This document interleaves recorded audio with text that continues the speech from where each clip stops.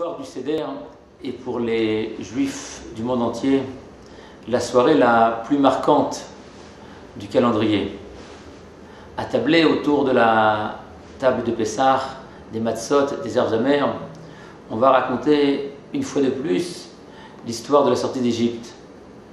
Le problème et le risque, c'est la banalisation de cet événement.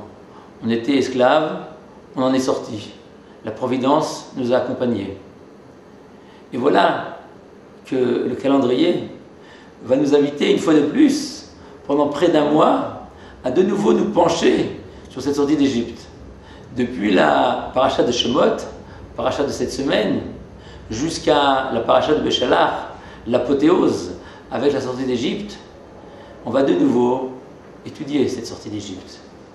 Alors, ce qu'il ne faudrait surtout pas faire, c'est regarder ces parachiotes avec un œil habitué, un œil usé, mais au contraire, approfondir. Et pour prendre juste un petit exemple, je voudrais raconter l'histoire de cette non-juive qui a été une actrice essentielle de la délivrance. Cette non-juive était la propre fille de Pharaon, celle qui va remarquer ce petit berceau qui flottait sur le Nil, qui va s'en approcher et le sauver. Les sages dans la Gemara de Sota nous racontent que cette fille, Bithia, s'appelait littéralement la fille de Dieu. Pourquoi la fille de Dieu? Parce que, à l'instar de Dieu, qui jour après jour, heure après heure, déverse sur nous tous ses bienfaits, elle aussi, elle a été capable, dans la durée, d'être une géante. Elle ne s'est pas contentée un instant de sauver cet enfant.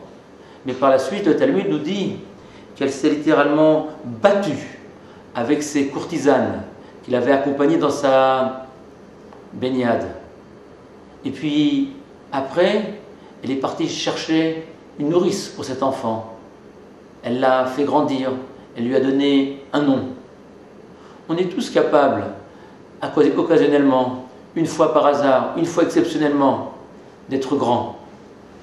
La véritable grandeur, c'est de s'inscrire dans la durée, dans la continuité, dans la persévérance, d'être à l'image de Dieu, Bithia, la fille de Dieu. C'est comme ça que va se construire la Géoula, la délivrance.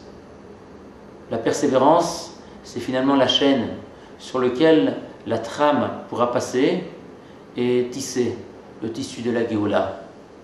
Il est connu le mashal de cet enfant qui s'est perdu dans une foire et que son père recherchait.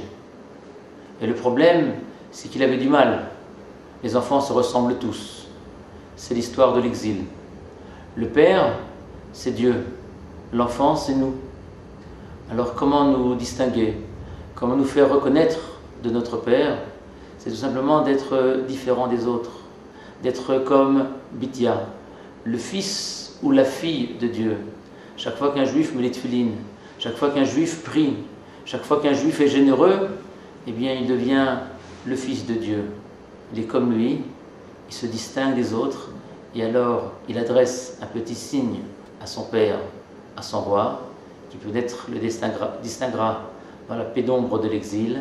Amen.